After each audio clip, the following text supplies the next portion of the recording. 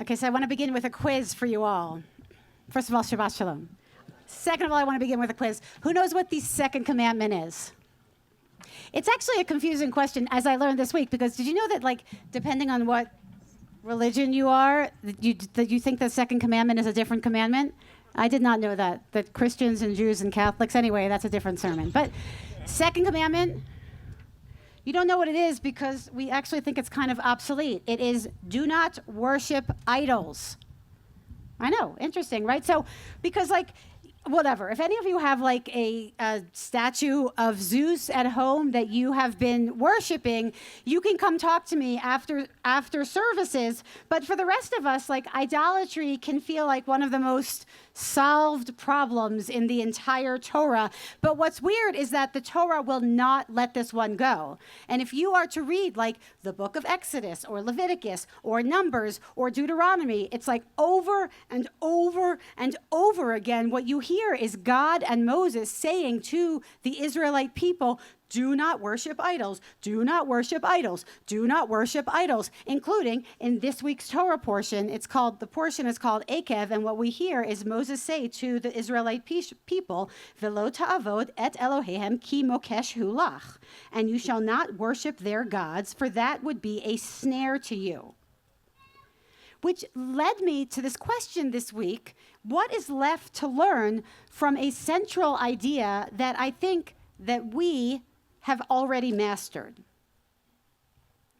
So there's a contemporary Torah scholar, her name is Aviva Gottlieb Zorenberg, and she reads Torah through a psychoanalytic lens. And so she takes up this very question through the story of the golden calf, and she argues that idolatry was never really about worshiping a physical object. It's actually about what happens when we follow anything, an idea, an institution, or a person so intensely that we let it think for us and that we sort of surrender ourselves fully to it.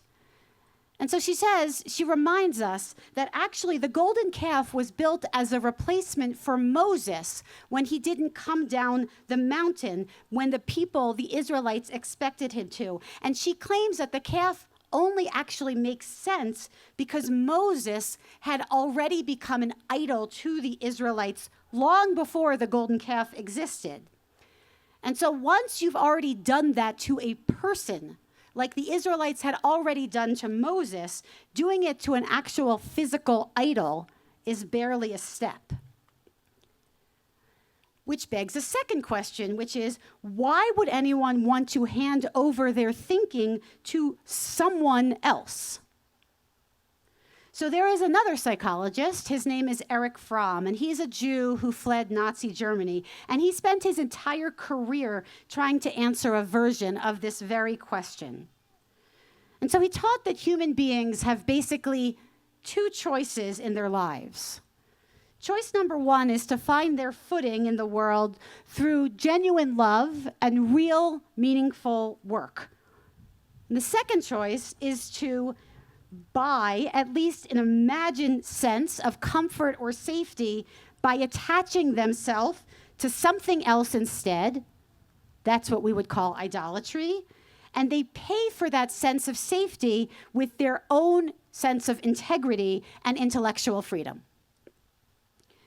And so when we live our lives with a day-to-day sense of meaning, right? When we do work that matters, or when we spend our lives caring for the next generation, or when we build something that we know will outlast us, right? Those are the things that give us meaning. And then Fromm would say we actually have no need to glom onto idols, right? Whether they be a philosophy that tells us what to think, or a cause that hands us a ready-made identity instead of asking us to build one of our own. Or, for instance, like a culture of advertising that wants us always to believe that more is unequivocally better. But when the things that make our lives meaningful are no longer present, like when we have no children or parents or friends or community who need us in order to flourish, or when we have no colleagues to partner with at work, or when we have no manuscript or painting waiting at home for us to finish, or when we have no board that needs us for hard-won advice. Like, let's say in Jewish language, when we have no minion that needs us as a tenth in order for it to happen, there's a particular kind of emptiness that can show up. It's sort of the feeling, I imagine it, of like standing in a very large empty room with nothing in your hands and no one waiting to see what you're going to do as your next step. So what Fromm would say is that sort of metaphorical empty room is exactly the danger. And the less that we're required to answer to anyone, the harder that much freedom is to hold, and the more we will go looking for something, for anything that is willing to hand us a script instead, a sort of grievance that we can nurse, or a popular fad that will replace science, or sometimes even common sense, or even, and please forgive me in advance, a hyperfixation on exercise and the body. I'm sorry, everyone. If you feel empty enough, it will hardly matter what fills the silence, because something always will. And so I think perhaps that is why the Torah won't stop repeating this idolatry prohibition, book after book after book, because building a life of meaning is not something that happens once and then finishes. It doesn't begin and end in the book of Exodus. Over the course of our lives, we have to keep rebuilding lives of meaning, sometimes even from scratch, over and over again. Every single time we leave a job, every single life cycle shift, every single move after every single loss. It takes real effort every single time to rebuild and then rebuild again, which is exactly why it can't be commanded once and then just checked off. It would be so much easier just to hand the "what should I do with my life" over to someone else, someone offering real relief from emptiness, from confusion, from fear, from the sheer volume of things that demand our attention all the time. And that relief is real. And it's also, this week's Parsha would remind us exactly what a snare feels like right before it closes. It's not a threat, but it's an ease. It's a give in the ground that seems like nothing at all, right before it snaps itself right around our ankle. Refusing that easy relief of what someone else tells us to do, and instead finding our own way with thought, with intention, by taking our time and talking to people we trust, by trying and failing and trying again, by sitting with uncertainty about what should I do next to build a life of meaning longer than feels comfortable. That takes bravery and that takes patience. Refusing to bow down to the next idol is sometimes the hardest thing that we can do. It's a muscle, and like any muscle, it only stays strong through use.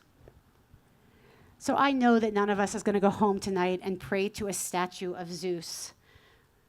But maybe over the course of this next Shabbat, some of us can take the time to reflect on what it is that you want to do to stake your claim to build a life of meaning over this next stretch of time that you have, and exactly how you want to spend your time to build a meaningful life. This week's portion reminds us to keep finding the real work to do, so there's less time and less room for something else to move in and do our thinking for us. Shabbat shalom, everyone.